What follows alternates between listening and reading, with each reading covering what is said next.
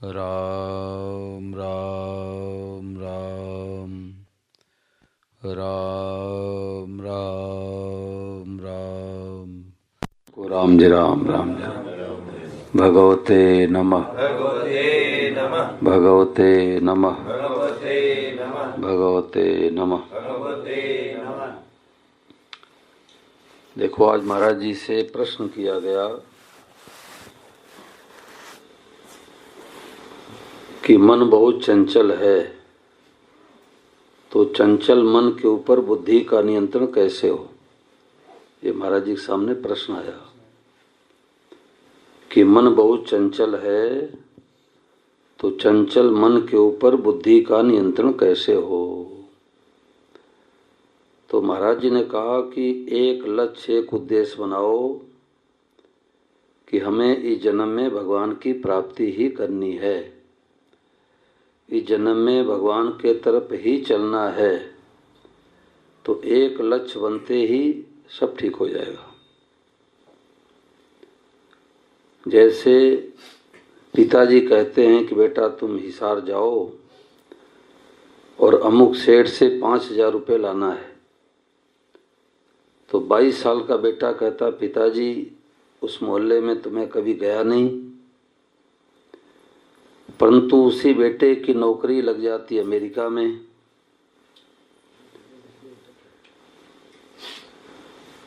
बैठ जाओ पीछे बैठ जाओ। उसकी नौकरी लग जाती है अमेरिका में 3 लाख रुपए महीने का। तो 22 साल का लड़का अमेरिका पहुंच जाता है। बोलो जी, जाएगा कि नहीं जाएगा? कहेगा क्या कि मैं तो कभी गया ही नहीं। और ये प्रश्न नहीं उठेगा कि मैं कहाँ ठहरूंगा, कहाँ खाऊंगा, कहाँ रहूंगा। कोई समस्या दिखेगी नहीं। क्यों नहीं दिखेगी? कि उसको 3 लाख रुपए दिख रहा है। ये बड़ी गहरी बात है ये। तो महाराज जी ने कहा कि उद्देश्य का बहुत महत्व है। पहले के जमाने में 8 आने 4 आने हम लोगों के समय चलता था। 10 पैसे, 5 पैसे, चवन्नी, अठन्नी।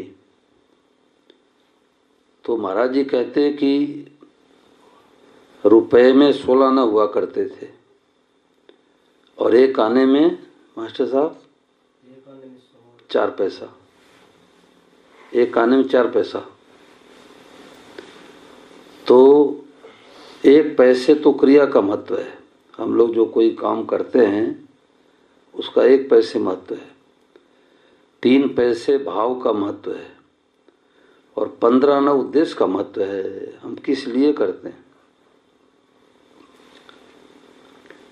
हॉस्पिटल में रोगी को केला तो दे रहे हैं, किस लिए? इसका पेट भर जाए इसलिए, कि अखबार में हमारा नाम आ जाए इसलिए। अखबार में नाम आ जाए,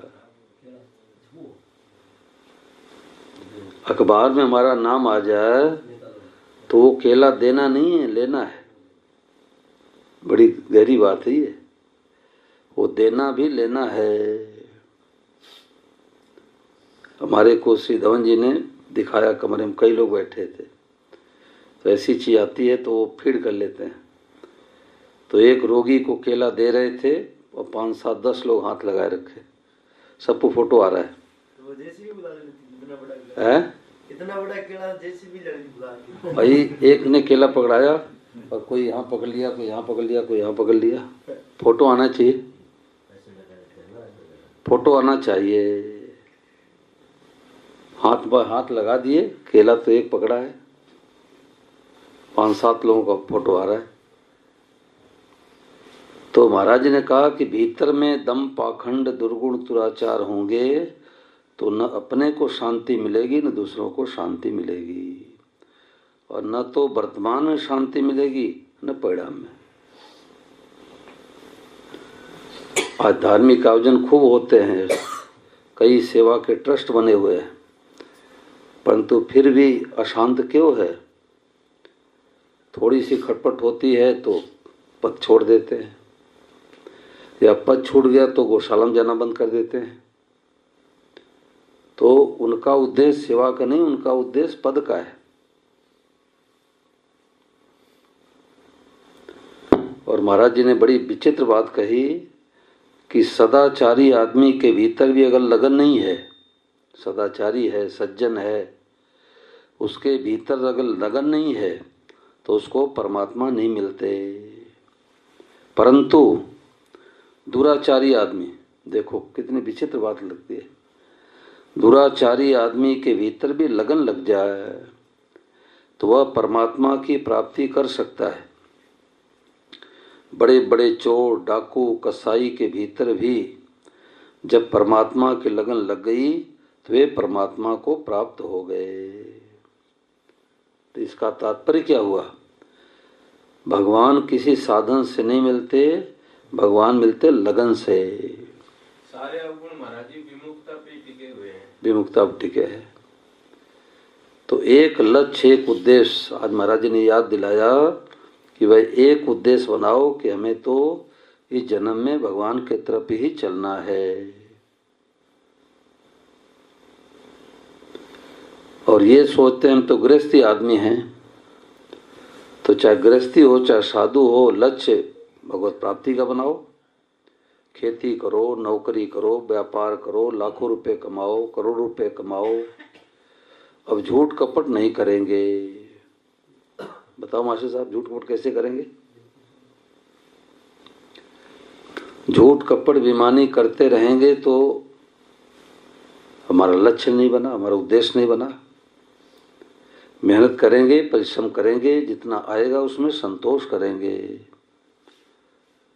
3 चीज में तो करो संतोष, और 3 चीज में कभी संतोष मत करो। स्वदारे भोजनम धनम। हमारे जैसे कुटुंबी संबंधी मिल गए, जैसे बेटा बेटी मिल गए, जैसे पति पत्नी मिल गए, जैसे सास बहू मिल गई, उसमें तो करो संतोष। पुराने कर्मों के फल के अनुसार ऋणानुबंध के कारण से मिलना हुआ है इनका। या तो कोई लेनदार बन के आता है, कोई देनदार बन के आता है। देनदार बन के आता है तो सुख पहुंचाता है, लेनदार बन के आता है दुख पहुंचाता है, उल्टे रास्ते चलेगा पिता से। तो समझ लो कि ये लेनदार है, लेने के लिए आया है। तो स्वदारे भोजनम, भगवान जैसा रूखा सूखा हलवा खीर दे दें, ठाकुर भोग लगा के पालो। स्वदारे भोजनम धनम, भगवान जितना धन दे दे उसमें संतोष करो। करे तो थोड़े में संतोष हो जाए, और नहीं तो अरबों खरबों रुपए होने पर भी शांति नहीं मिलेगी। हैं? हाँ, उसको भी शांति नहीं मिलेगी। अरबों खरबों रुपए होने पर भी शांति नहीं मिलेगी। और संतोष करे, थोड़े में संतोष हो जाए। तो 3 चीज में तो करो संतोष, 3 चीज में संतोष करना चाहिए। और 3 चीज में कभी संतोष मत करो। जप में, दान में, स्वाध्याय में। भगवान के नाम का जप करो, माला फेरो, खाली नहीं बैठना है, गपशप नहीं मारना है। तो जप में, दान में भगवान ने दिया है तो कुछ हिस्सा गरीबों को, अनाथों को, गायों की सेवा में लगाओ। तो जप में, दान में और स्वाध्याय, अच्छी अच्छी पुस्तकें पढ़े। श्री धवन जी ने कहा कि महाराज जी की पुस्तकें दिन में कई बार पढ़नी चाहिए, तब बात बैठेगी। बार बार पढ़ने से, बार बार पढ़ने से। किसी ने उनसे पूछा कि मैं महाराज जी की पुस्तक तो पढ़ता हूँ परंतु मेरे को समझ नहीं आती। तो श्री धवन जी ने कहा कि और किसी का पढ़ते हो क्या? बोले हाँ। बोले तब समझ नहीं आएगी। 3 डॉक्टर की दवाई कैसे लागू होगी? 3 डॉक्टर की दवाई कैसे लागू होगी? तबीयत और खराब हो जाएगी महाराज। तबीयत और गड़बड़ी हो जाएगी। वो अपने हिसाब से देगा, वो अपने हिसाब से देगा, वो अपने हिसाब से देगा। तो अभी तक हम निर्णय नहीं कर पाए कि किस डॉक्टर की दवाई खावें। अभी निर्णय नहीं कर पाए। लाभ सबसे लेना चाहिए, लाभ तो छोटे से बालक से भी ले लो, परंतु हमारे दृष्टि में जो सबसे बड़े महापुरुष हो, पहले तो निर्णय करे कि हमारे दृष्टि में कौन महापुरुष है। करते भी हैं, इशार में बीमार बेटा पड़ जाता है तो बढ़िया से बढ़िया डॉक्टर पास जाते हैं। डॉक्टर तो सैकड़ों पड़े हैं, परंतु बढ़िया से बढ़िया डॉक्टर पास जाते हैं, और जब बढ़िया डॉक्टर पास जाते हैं तो आँख मूंद के दवाई खाते हैं, खिलाते हैं। ऐसे ही हमें पता लग गया। देखो लोग क्या कहते हैं, कहने से भीतर का भाव प्रकट होता है। अभी मैं चंडीगढ़ में था राजेंद्र जी, तो एक सज्जन आए, तो उन्होंने कहा कि मैं 62 या 65 संतों से जुड़ा हूँ। फोटो दिखाने लग गए, ये फलाने सन देखो, फोटो खिंचाते समय। तो बोले कि आपके साथ में फ़ोटो खिंचवाना चाहता हूँ। तुमने गोपाल के साथ खिंचवा लो, तो गोपाल के साथ खींच लिए। तो जाते जाते उनको भाई ने बात बताई कि देखो स्वामी महाराज कहते थे कि जो कहते हमारे को कई संत मिले तो एक भी नहीं मिले, जो कहते हमारे को कई संत मिले तो एक भी नहीं मिले। मैं कई संतों के पास गया तो एक भी के पास असली होता तो टिक जाते। तो स्वामी जी एक उदाहरण देते हैं ना कि मक्खी सब जगह बैठती है। नहीं, उसमें महाराज जी उदाहरण देते कि ज्ञान के लिए एक ही संत काफी है, मुर्दा उठाने के लिए 4 चाहिए। ये महाराज जी ने पुस्तक में लिखी, मुर्दा उठाने के लिए 4 की जरूरत पड़ती है, 4 कंधे लगाने पड़ते हैं। कल्याण के लिए एक ही संत काफी है, लाभ सबसे लो। तो स्वामी महाराज ने इतना खजाना भर दिया है, हमें तो समय नहीं मिलता किसकी सुने कहाँ सुने। महाराज जी ने इतना खजाना भर दिया और इतनी लंबी लाइन खींच दी कि सब लाइन छोटी पड़ गई। बड़े बड़े अच्छे अच्छे संत महापुरुष वर्तमान में हैं, वो भी महाराज जी की प्रशंसा करते हैं। तो जब हमें पता लग गया कि सब दुनिया का सबसे स्पेशलिस्ट डॉक्टर है, तो उसी की बात सुने, उसी की बात पढ़े। जैसे मनमोहन जी महाराज हैं, श्री डूंगर जी महाराज हैं, श्री आनंद जी महाराज हैं, श्री धवन जी हैं, श्री प्रहलाद जी महाराज हैं। ये महाराज जी के सिवा पढ़ते ही नहीं, तो समय नहीं मिलेगा, इधर उधर का पढ़ने का समय नहीं मिलेगा। और नहीं तो वही 3 डॉक्टर की दवाई होगी। कोई तो कहेंगे गुरु बनाना बहुत जरूरी है, और महाराज जी तो कहना चाहते हैं कि भाई आप सीधे डायरेक्ट भगवान से संबंध जोड़ लो, बीच में बिचौलिया की जरूरत ही नहीं है, दलाल की जरूरत ही नहीं है। दलाल मिलेगा तो भ्रमित कर देगा। महाराज जी के तो एकदम स्पष्ट वाणी है, ऐसी स्पष्ट वाणी मिलती नहीं है। तो एक लक्ष्य एक उद्देश्य बनावे कि भाई हमें जन्म में भगवान के तरफ ही चलना है। तो 15 आना काम हो गया, 15 आना काम हो गया। फिर आलस नहीं करेगा, प्रमाद नहीं करेगा। देखो आज मैं स्टिकर देख रहा था, एक आना रह गया जी, हैं 15 आने काम तो गया, एक आना रह गया जी, सुना नहीं होगा जी। नहीं, 15 आना काम हो गया तो एक आना क्रिया का हो जाएगा उसी में। मतलब कि क्रिया का भाव का महत्व तो एक आने में है, 15 आना उद्देश्य का महत्व है। उद्देश्य बनते ही सब काम ठीक हो जाएगा। देखो लिखा है, जो आराम चाहता है वह अपनी वास्तविक उन्नति नहीं कर सकता। पहला काम, साधक का पहला काम, आराम का त्याग। अब धांसू में इतने लोग हैं क्या? बोलो, धांसू में इतने लोग हैं? अभी ट्रेन पकड़नी हो तो 2:30 बजे रात में स्टेशन पहुंच जाएंगे हिसार। क्यों? वहाँ जाएंगे तो रुपया मिलेगा, दिल्ली जाना है। और 5 बजे की प्रार्थना नींद क्यों नहीं खुलती? क्योंकि हमारा उद्देश्य नहीं बना।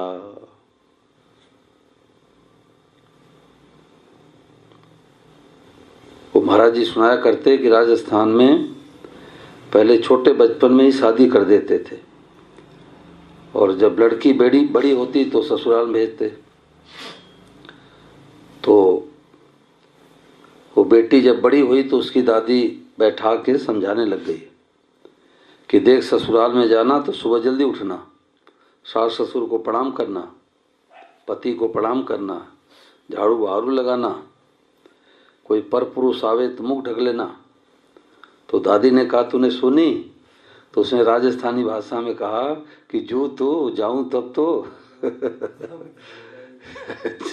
जाऊं तब तो, मैं तो जाऊंगी नहीं। बात ही खत्म, सारा ज्ञान रह गया। जाऊं तब तो, मैं तो जाऊंगी नहीं। तो सबसे प्रथम पहली बात है कि आलस प्रमाद का त्याग। रुपया कमाने के लिए आलस प्रमाद का त्याग करते ही हैं। मैंने देखा है सर्दी के दिनों में, और रिक्शे में कितना जगह होता है, वो पांव से चलाने वाला रिक्शा, और उसी पर कंबल ओढ़ के सोया था। मैंने देखा, आंखों देखी बात। सर्दी के दिन में एक कंबल या मान लो 2 कंबल, और उसी रिक्शे पे सो गया। किस लिए? रुपए के लिए। और रुपया आता है भाग्य से। संसार की वस्तुएं 3 चीजों से मिलती है। किसी के मन में आवे, एक बेटा हो जाए, पोता हो जाए, मकान हो जाए, दुकान हो जाए, करोड़पति बन जाए, अरबपति बन जाए, तो पहले इच्छा करो हम करोड़पति बन जाए, करोड़पति बन जाए, करोड़पति बन जाए। अब इच्छा करने से करोड़पति बन जाएगा?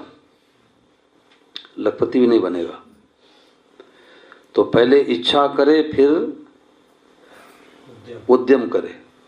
खेती करो, नौकरी करो, व्यापार करो, बिजनेस करो, कुछ न कुछ करना पड़ेगा।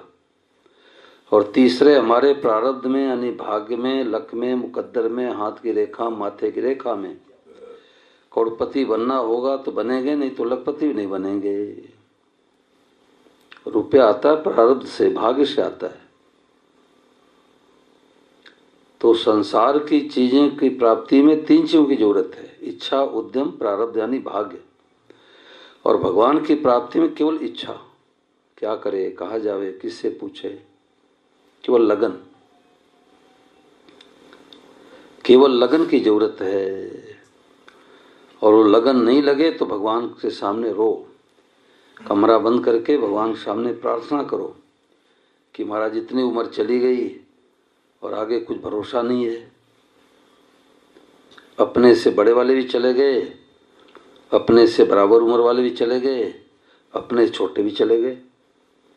सब के जीवन की बात है ये, सबके जीवन का अनुभव है। बताओ राजेंद्र जी, है कि नहीं? अपने उम्र कई चले गए, हमारे सहपाठी साथी कई चले गए, कई आत्महत्या कर लिए, कई चले गए, कई आत्महत्या करके चले गए। तो बड़े भी चले गए, बराबर वाले भी चले गए, छोटे भी चले गए। हम लोग तो मुफ्त में बैठे हैं। तो नारायण हरि लगन में ए पांचों न सुहात, विषय भोग निद्रा हंसी जगत प्रीत बहु बात। जब भगवान में लगन लगेगी तो 5 चीज नहीं सुहाएगी। विषय भोग खारा लगेगा, विषय भोग निद्रा। अब सत्संग में नींद आ जाती है, माला फेरते से नींद आ जाती है। क्यों? क्योंकि हम सत्संग को महत्व नहीं दिए, माला फेरने को महत्व नहीं दिए। अब 500 का नोट गिनते से नींद आ जाती क्या? बताओ चाचा राम जी। रात को 1 बजे भी नहीं आएगी। हाँ कि 500 का गिनती कर रहे थे, 5-6 नोट ज्यादा चला क्योंकि मैं तो नींद आ गई, उसमें नींद चली आती है। तो विषय भोग निद्रा हंसी हंसी ठिठोली उसको नहीं सुहाएगी। जगत प्रीत बहु बात, गपशप में समय बर्बाद नहीं करेगा। और नहीं तो मोबाइल करते रहो, ऐसे ऐसे करते रहो, दिन रात करते रहो, तो 5 चीजें नहीं सुहाएगी। तो हम लोग क्यों भूले हुए हैं? तो महाराज जी ने कहा कि 2 बातन को भूल मत, जो चाहे कल्याण। बालक सो रहा है क्या? देखो नींद तो नहीं आ रही है, सीधे बैठो। 2 बातन को भूल मत, जो चाहे कल्याण। नारायण एक मौत को और दूजे श्री भगवान। एक तो मृत्यु को भूल गए कि मरने वालों का मोहल्ला कोई और है, हम थोड़े मरेंगे। हम तो अभी 40 साल के हैं, कम से कम 90 साल तो जिएंगे जिएंगे। यही धोखा है, यही सबसे बड़ा धोखा है कि अभी हम थोड़े जाएंगे। हम जितने बैठे हैं सब लोगों की यही धारणा है, अभी थोड़े जाएंगे, अभी तो स्वास्थ्य ठीक है। 90 साल हो जाएंगे, बूढ़े हो जाएंगे, तबीयत में गड़बड़ी आएगी, बीमार पड़ेंगे, फिर जाएंगे। वहाँ सिरसा में साथ कथा हो रही थी, तो एक कन्हैया आश्रम है वहाँ आसपास में। तो हम थे और एक मौनी बाबा थे, IIT खड़गपुर जो कहते थे, आ सकती जा सकती है। तो मौनी बाबा हम दोनों वहाँ गए थे। हैं? गौरदास जी थे। तो वहाँ गए तो एक सज्जन आए, वहाँ अनाथों का आश्रम है, तो वो सेवा करने के लिए आए थे, कुछ ले देने के लिए। तो हम लोगों से राम राम किए, फिर बोले कि हमारे यहाँ बुरोहा में कथा दो, पंजाब में पढ़ता है। तो मैंने कहा हम इनको नहीं जानते, हमारे को नहीं जानते। तो मैंने कहा आपको बताएंगे। तो उन्होंने कहा कि हमारे एक समस्या है। मैंने क्या समस्या है? बोले पिताजी तो बेड पर पड़े हैं, एकदम वृद्ध हैं, और पत्नी को कैंसर हो गया। अब कथा के बीच में कोई विघ्न आ जाए तो? हमने कहा वो तो अपने हाथ की बात नहीं है, कथा होने दो, और वो तो भगवान की इच्छा, उसमें कोई बाधा नहीं लगेगी। कुछ दिनों के बाद क्या पता लगा कि वो कोई दूसरे तीसरे तल्ले मकान पर फोन कर रहे थे, और उनकी उम्र थी 50 के अंदर। ऐसे बात करते करते वो बाउंड्री थी नहीं और नीचे गिर गए जयराम जी के। अब देखो, मन में तो ये भाव है कि पिताजी का अब तब लगा है, पत्नी को कैंसर हो गया, हम भी थोड़े जाएंगे, और पहले टिकट कट गया। तो उनके भाई लोगों ने कथा कराई। तो यही धोखा है कि हम अभी नहीं जाएंगे, यही धोखा है। नारायण हरि लगन में ए पांचों न सुहाग, विषय भोग नहीं। जो कैसे है, अभी मैं दुआ सुनाया नहीं, ये नहीं, इसके पहले सुना। 2 बातन को भूल मत, जो चाहे कल्याण। नारायण एक मौत को, नारायण संत हुए, बोले कहते मृत्यु को मत भूलो, कुछ पता नहीं कब जाना पड़े। नारायण एक मौत को और दूजे श्री भगवान, भगवान को याद करो, और मृत्यु को याद रखो कि भाई कल तक पता नहीं है कि रहेंगे कि नहीं रहेंगे। जो जाते वो आज ही जाते, कल नहीं जाते, जो जाते आज ही जाते हैं। कल आता नहीं, आज बन गया। हाँ, स्वामी महाराज ने कहा कि हमारे परिचित बीकानेर जोधपुर या जोधपुर से बीकानेर आ जा रहे थे, तो गाड़ी में बैठे थे, तो गाड़ी रुकवा लिए। बोले कि मैं पीछे नहीं बैठूंगा, मैं तो आगे बैठूंगा। आगे वाले को पीछे कर दिए, अपने आगे बैठ गए, और गाड़ी आगे गई, थोड़ी लड़ी भिड़ी, जयराम जी के। वो चले गए। ऐसे काल हेरा फेरी करता है कि आगे बैठो, पीछे क्यों बैठे हो। तो कुछ पता नहीं, गिनती के श्वास है, गिनती के श्वास मिले, श्वास खत्म होते ही चट बहाना आ जाता है। ब्रेन हेमरेज हो गया, लकवा मार दिया, कैंसर हो गया, हार्ट अटैक हो गया, साइलेंट हार्ट अटैक हो गया। ये सब बहानेबाजी है। मूल में हमारे श्वास पूरे हो गए। वो लीलाधर जी सुनाते हैं, एक बार उन्होंने सुनाया कि कोई ट्रैक्टर पर घास लेके जा रहा था और उस पर एक बालिका बैठी थी और रो रही थी। तो पीछे से कोई बाइक वाला जा रहा था, तो उसने सोचा कि भाई दया आ गई, ये बालिका क्यों रो रही है। तो ट्रैक्टर वाले को रुकवाया, इसको क्या समस्या है। तो उससे पूछा तुम्हारी क्या समस्या है। बोले हमारे कपड़े में कोई जीव जंतु आ गया है और उसको मैं पकड़ रखी हूँ। तो बोले तू फेंक दे। और वो डर करके ऐसे ऐसे फेंकी और उसी के ऊपर चला गया। जो बाइक वाला कह रहा था उसी के ऊपर चला गया और कोई जहरीला जीव जंतु थे, काट दिए, खत्म हो गया। ऐसे काल आता है। अब देखो कहाँ तो उसके कोई अंग पर कपड़े में आया और वो तो जा रहा था बाइक पकड़ के रास्ते से, और वो जीव जंतु को ऐसे फेंका, उसके ऊपर चला गया, काट लिया, खत्म हो गया। बहुत कच्चा मामला है, बहुत कच्चा मामला है। तो हम भगवान को भूले हैं, मौत को भूले हैं, इसलिए गफलत में रहते हुए eat drink and B Mary, खाओ पियो मौज करो, अभी तो ये करेंगे वो करेंगे। महाराज जी कहते करेंगे करेंगे तो याद है और मरेंगे भूल गए। करेंगे तो याद है और मरेंगे भूल गए। तो एक लक्ष्य, एक उद्देश्य बनावे कि भाई अब जितने श्वास चले गए, अब जितना बाकी है उसको भगवान में लगाना है। तो मौत को याद रखेंगे और भगवान को याद रखेंगे तो हम आलस प्रमाद नहीं कर सकते। ठीक है, विश्राम करेगा, नींद लेगा, भोजन भी करेगा, सब करेगा, परंतु गफलत नहीं करेगा।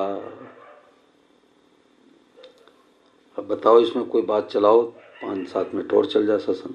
महाराज जी इसमें एक बात था, महाराज जी का ये अभी प्रवचन लगा। हाँ। इसमें एक बड़ी विशेष बात ये आई, हालांकि मतलब उसको अगर पूरा विषय पकड़े तो बहुत मार्मिक। तो महाराज जी बार बार ये कहा कि तुम चाहते क्या हो, चाहते क्या हो, चाहते क्या हो। फिर श्रोताओं की तरफ से ये आता कि हम भगवत प्राप्ति चाहते हैं, जीवन मुक्ति चाहते, ये करते हैं। फिर महाराज जी बोले तुम सुनी हुई बातें कर रहे हो। सुनी बातें कर रहे हो। हम बार बार सुनते ही तुम्हें। पिछले यहाँ कितनी अपनी कथाएं हो गई, 6 हो गई। वही उद्देश्य बनाना, ये सातवीं हो गई। नहीं, ये चीजें मतलब हर विषय उसमें रहती हैं। अब ये देखें कि हम सुनने वाले हैं तो हम उस बात को वो तो नहीं कर पाए, पर स्वामी जी ने एक ये बात कही कि भाई तुम कि महाराज जी हम तो ये चाहते हैं। फिर बाद में ये कहा कि महाराज जी हम तो ये चाहते हैं कि आप कहो और हम सुने जाएं। इसके बाद भी स्वामी जी ने ये कही कि तुम ये ध्येय नहीं है, ये उद्देश्य नहीं है। और हम कहाँ लगे हैं, ये उद्देश्य नहीं, हम तो कहने सुनने में लगे हैं। स्वामी जी की तो सुनते हैं, फिर कहने सुनने में लगे तो ध्येय अलग ही रह गया फिर वो तो, और हमारी रुचि कहने सुनने में हो गई। तो बार बार कहने से, बार बार सुनने से, बार बार कहने से, बार बार सुनने से ये बातें बैठती है, निष्फल नहीं जाएगा। तो वो निष्फल नहीं जाएगा। जल्दी वाला मार्ग तो फिर भी नहीं रहा ना महाराज जी। अब वो जितनी जिसकी लगन होगी उतने तेज रास्ता पकड़ेगा। वो आ गई। जितनी जिसकी लगन होगी। अब मास्टर तो एक ही हैं पढ़ाने वाले, और कोई तो 90% लाए और कोई 36% लाए और कोई फेल हो गए। मेरा ये इसमें प्रश्न आया, मेरे जिज्ञासा ये हुई कि कहने सुनने वाली बात को छोड़ दो, एक बार आप इसको हटा दो। जो महाराज जी ने ये बात कही कि ये ध्येय नहीं है, कहना सुन, तुम सुनी हुई बात कह रहे हो, भाई महाराज जी की सुन ली और हम कह देते हैं ऐसे। तो वो ध्येय वाली बात कहने सुनने से अलग कैसे हो, वो बताओ आप। नहीं, वो वो ध्येय वाली बात अलग कैसे हुई? देह तो सुनने के बाद ही तो उद्देश्य तो है। हाँ स्वामी जी के पास जो गए थे उनका उद्देश्य तो है ही। हाँ, बस उद्देश्य में दृढ़ता नहीं है। बस दृढ़ता इतनी बात नहीं है है। महाराज जी का कहने का भाव यही है दृढ़ता नहीं कि हमारी बात तुम सुन करके कह रहे हो हाँ, कि हमें भगवत प्राप्ति करनी है, हाँ, परंतु तुम्हारे अंदर उतनी लगन नहीं है, चाहते क्या हो ये बात लगन नहीं है। लगन तो है महाराज जी, लेकिन लगन तो जितनी होनी चाहिए उतनी नहीं है। हाँ, ये बात आई, ये बात आई। तो महाराज जी ये कहना चाहते हैं कि भाई लगन को बढ़ाओ, लगन को बढ़ाओ। अब यहाँ जितना है महाराज जी उनमें लगन तो है ही, कुछ न कुछ किसी में कम है, किसी में 10% है, किसी में 50%, किसी 90% है। लगन नहीं हो तो क्यों आएगा? आएगा ही नहीं। परंतु महाराज जी ये कहना चाहते हैं कि 100% लगन बढ़ाओ। नहीं, ध्येय महाराज जी ने ये कहा कि कम है कि ज्यादा, ये तो बोला ही नहीं। महाराज जी ने बोला चाचा जी ध्येय नहीं है ये, नहीं, परंतु इसका मतलब ये नहीं कि कहे नहीं सुने नहीं। सुन करके ध्येय बना करके चल पड़ना हाँ। ये अलग बात है, और कहना सुनना अलग, मतलब ये ध्येय के अंतर्गत नहीं लिया ना। नहीं, महाराज जी ने ये कहा कि किसी ने कहा कि आप कहते रहो हम सुनते रहें। हाँ, तो महाराज जी का ये लक्ष्य नहीं है, ये लक्ष्य नहीं है। अब रास्ता पकड़ो, हाँ, बात ये आ गई ना। लक्ष्य रास्ता पकड़ो। भाई स्वामी जी का शरीर तब तक रहेगा। भाई टिकट बस वाले ने दे दिया विंडो से, और आपने ले लिया, पूछ भी लिया कौन बस जाएगी, बोले ये बस जाएगी, तो यही खड़े मत रहो, बस में बैठो। अच्छा, इसका ये भी आती है महाराज जी, दो बात आ गई। नए साधक के लिए ठीक है, हम जैसे पुराने हो गए, पुराने सही में बताएं आपको, पुराने साधक हो गए, तो महाराज जी की ये बात भी आती है कि अब कहना सुनना बंद करो तो चलो। नए साधक के लिए ठीक। स्वामी शरण ने कहा है कि कहना सुनना बंद करो, हाँ, सुनना सीखना, सीखना, सुनना सीखना बंद करो, जानना मानना शुरू करो। तो बात वही आई कि अब बस में बैठो, जाओ, टिकट मिल गया, विंडो में टिकट दे दिए, पैसे दे दिए, टिकट मिल गया, अब बस में बैठो, यानी उस रास्ते में चलो। इसका मतलब यही हुआ। जैसे महाराज जी अब क्या है हमारे जैसे नित्य, स्वामी जी ने ये भी कहा है कि जो पुराने पहलवान होते हैं ना, बूढ़े हो जाते हैं, वो भी दंगल में जाते हैं। हाँ, दंगल में जाते हैं। सत्संग का त्याग नहीं है, सत्संगत नित करिए भाई, और उपाय नहीं करने का। सत्संग करेगा नहीं तो करेगा क्या? नहीं महाराज जी, सत्संग तो होगा ही, सत्संग तो करेगा ही, बात को मानेगा, आचरण करेगा तो सत्संग नहीं होगा। अभी मैं धवन जी से पूछा कि उन्होंने कहा कि वाद्यस्वरम मिल गया तो कुछ बाकी नहीं रहा, तो मैंने कहा सत्संग पूरा हो गया? तो उन्होंने कहा हाँ सत्संग पूरा हो गया, अब सत्संग करेगा, यही उन्होंने कहा। इसको सत्संग तो पूरा हो गया, परंतु सत्संग करेगा। सत्संग नहीं करेगा ताश चौपड़ खेले, टेलीविजन देखे, मोबाइल देखे, सत्संग तो करेगा। कहना सुनना इससे बढ़िया कोई बात है ही नहीं। सनकादिक चारों भाई सदैव 5 वर्ष के बने रहते हैं, तो आशा बसन व्यसन ये तिनहि, रघुपत चरित होई त सुनहि। नंग धड़ंग रहते हैं और जहाँ कथा होती पहुँच जाते हैं। और हम लोगों के पूर्वजों के पूर्वज हैं, हम लोग पूर्वजों के पूर्वज है, परंतु व्यसन लग गया। तो ये जो व्यसन है कि सत्संग करेंगे कराएंगे, ये मतलब कि ये खाली नहीं जाएगा, खाली नहीं जाएगा, खाली नहीं जाएगा। स्वामी जी ने ये भी कहा है कि सत्संग किसी पुण्य का फल नहीं है, पिछले जन्म में कृपा है, सत्संग किया हुआ है, हाँ, ये मिल रहा है। हाँ, तभी आता है सत्संग का फल ही सत्संग है। बिल्कुल। और महाराज ने तो यहाँ तक कहा कि अभी मैं पढ़ा था कि हमारा जो सत्संग है वो मरने के बाद भी पीछा नहीं छोड़ेगा। महाराज जी मेरी इसमें शंका ये थी कि महाराज जी ने दूसरा शब्द बोला ही नहीं। भाई क्या तुम सुनी हुई बात कह रहे हो, सुनी हुई बात कह रहे हो, हाँ, ये तो हमारा नित्य कर्म है, ठीक है, इस नित्य कर्म के अंतर्गत आ गया। फिर वो सुनी हुई बाकी काम तो हमारा अपना रह गया ना। महाराज जी ये भी कहते तुम मतलब बात सुनी नहीं, बात सुनो और पकड़ लो, हाँ, बात सुनी और छोड़ देते हो, बात सुनी छोड़ देते हो। तो जैसे अब उद्देश्य के बारे में है, तो सुन करके पकड़ने के लिए ही सत्संग है, सुन करके छोड़ने के लिए नहीं है, सुन करके पकड़ने के लिए है। पकड़ लिया जी, हैं? सुन लिया, हाँ, सुन के उद्देश्य बन गया, हाँ, उस बात को पकड़ लिया, हाँ, अब वो उद्देश्य बन गया, उद्देश्य बन उस गया। रास्ते पे चल रहे हैं। और महाराज जी फिर कह रहे हैं कि तुमने सुनी हुई तो मेरे को बता रहे हो। हाँ, अब सुनी तो उद्देश्य बना, तो महाराज जी ने ये क्यों कहा कि तुम सुनिए बता रहे हो? तो बात तो वो महाराज जी इसलिए बोले कि तुम्हारी लगन जैसी होनी चाहिए वैसी लगन नहीं है। मैंने उस प्रॉपर आदमी को, हैं? जो आदमी वहाँ बैठे थे, जो हाँ, कह रहे थे, हाँ, उन आदमियों का तब तक इतनी लगन नहीं लगी थी। हाँ, इसीलिए उन आदमियों को, हाँ, वो मतलब महाराज जी का भाव है कि लगन बढ़ाओ, उद्देश्य और बढ़ाओ, मतलब उद्देश्य को निश्चित करो।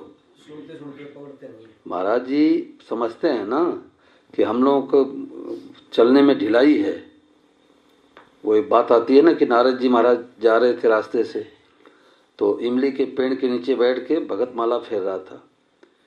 तो माला फेर रहा था तो वो देखा कि नारद जी महाराज बीड़ा बजाते हुए जा रहे हैं, तो प्रणाम किया, रुको रुको नारद जी महाराज कहाँ जा रहे हो, रुको हमारे कुटिया में 5 दिन 7 दिन सत्संग कराओ। तो नारद जी ने कहा भाई बहुत जोरी से मैं बैकुंठ धाम जा रहा हूँ भगवान के पास। अच्छा भगवान के पास जा रहे हो? बोले हाँ, कोई काम मत बताओ। तो उसने कहा कि नारद जी महाराज ये पूछ लेना कि जो इमली के पेड़ के नीचे बैठ के धांसू का भगत है वो 10 सालों से माला फेर रहा है, तो उसको किस तारीख को आप दर्शन दोगे? तो नारद जी ने कहा ठीक है, मैं 5वें दिन आऊँगा तो बताते हुए जाऊँगा। तो नारद जी महाराज चलते चलाते भगवान से पूछ बैठे कि महाराज जो भगत है इमली के पेड़ के नीचे बैठ के माला फेर रहा है तो किस तारीख को दर्शन दोगे? बोले उस भगत से कह दो जिस लगन से लगा है तो इमली के पेड़ में जितने पत्ते उतने जन्म के बाद दर्शन दूंगा। अब नारद जी महाराज तो सिर खुजलाने लग गए। वो भगत जो 10-5 माला फेरता वो भी खूंटी में टांग देगा। तो रास्ता बदल के जाने लग गए। अब वो तो देख रहा था अपने मकान से कि नारद जी जा रहे हैं।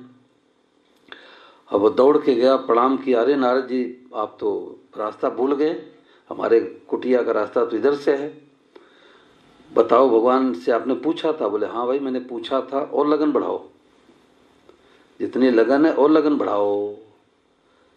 तो उसने कहा देखो हमारे गोलमोल में उत्तर मत दो, मैं धांसू का रहने वाला हूँ, हमारे को स्पष्ट बताओ कि भगवान ने किस तारीख को दर्शन देने के लिए कहा है। तो नारद जी अब फंस गए, अब क्या करे? तो नारद जी ने कहा बता तो दूंगा परंतु निराश मत होना। बोले निराश क्यों होऊंगा, मैं तो आपसे पूछ रहा हूँ। तो नारद जी ने कहा भगवान ने कहा उस भगत से कह दो कि इमली के पेड़ में जितने पत्ते हैं उतने जन्म के बाद दर्शन दूंगा। और जैसे उसने सुना कि भगवान दर्शन देंगे वो तो नाचने लग गया, ओहो भगवान दर्शन देंगे। उसी समय भगवान सभा में प्रकट हो गए। बोलो कन्हैया लाल की। तो नारद जी कहने लगे महाराज हमारी फजीती क्यों कराए, जब आपको तत्काल दर्शन देना था तो आपने ये क्यों कहा कितने वर्षों के बाद जन्म दूंगा जितने इमली के पेड़ पत्ते हैं। भगवान ने कहा नारद जी हमारे को डांटते क्यों हो, जिस लगन से लगा था इतना वर्ष तो लग ही जाते, परंतु जैसे इसने सुना भगवान दर्शन देंगे इसके अंदर इतनी उत्कट विलासा हुई, हमें तत्काल दर्शन देना पड़ा। तो आज के सत्संग का महाराज जी का ये भाव था कि अभी सुनी सुनाई बात करते हो,